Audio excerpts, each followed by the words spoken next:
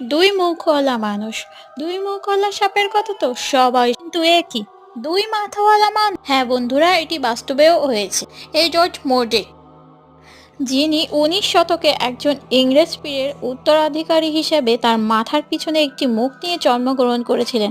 কিংবদন্তি অনুসারে মুখ ফিসফিস করতে পারে, হাসতে পারে ও কাঁদতে পারে। মোর্টকে ডাক্তারের কাছে বারবার এটি অপারেশনের জন্য গিয়েছিলেন, দাবি করেছিলেন এটি রাতে তাকে খারাপ জিনিস দেখায়।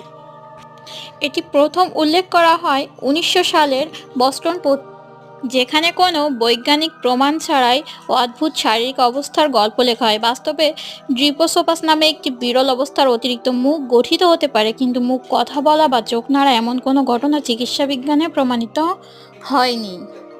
তবে রহস্যময় ও ভয়ঙ্কর বর্ণনার কারণে এটি জনপ্রিয়। আপনাদের কি মনে হয় এটি সত্য নাকি মিথ্যা? কমেন্টে